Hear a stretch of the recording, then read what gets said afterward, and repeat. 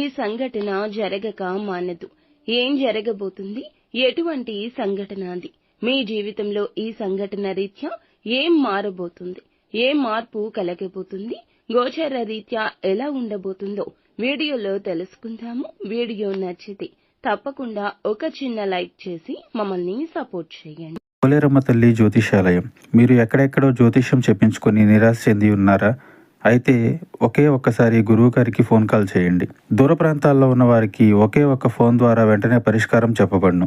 మీ ముఖము, ఫోటో, చేయి, పేరు, వయస్సు, గోత్రం వాట్సాప్ చేయండి. ప్రేమ, పెళ్లి, ఉద్యోగం, రాజకీయం, విదేశీ ప్రయాణం, ధనం నిలకడ లేకపోవడం, భార్యాభర్తల మధ్య గొడవలు, ఆస్తి తగాదాలు, అప్పుల బాధలు, స్త్రీ పురుషులకు పర్సనల్ గా ఎలాంటి సమస్యలున్నా పరిష్కారం చూపబడును.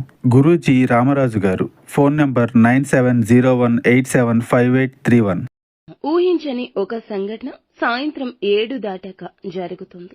ఏ కోరిక అయితే బలంగా కోరుకుని చాలా కాలంగా కష్టపడుతున్నారు, నిద్రాహారాలు మానేసి దాని మీదే కూర్చున్నారు, పడిగాపులు కాస్తున్నారు. ఈ అవకాశం చాలా సార్లు వచ్చినట్లే వచ్చి చేజారింది. నిరాశలో నిస్పృహలో ఉన్నారు. ఎవరు ఏది మాట్లాడినా ఆలకించలేకపోతున్నారు. మీ మనః స్థితి అలా ఉంది. ఈ యొక్క అవకాశం మిమ్మల్ని ఈ రోజే వెతుక్కుంటూ వస్తుంది అంటే నమ్మగలరా? ఇది కల అనుకుంటున్నారా? కాదండి, నిజమే. ఇదే జరుగుతుంది. చాలా ఆనందాన్ని ఇచ్చే అంశం ఈ విధంగా ఈ రోజునే జరగబోతుంది. ఈ అవకాశాన్ని అందిపుచ్చుకునే సూచన కనిపిస్తుంది. ఇది వరకు కుటుంబ సభ్యులతో విభేదాల కారణంగా మానసికంగా కృంగిపోతున్న స్థితి మీకు ఉందా?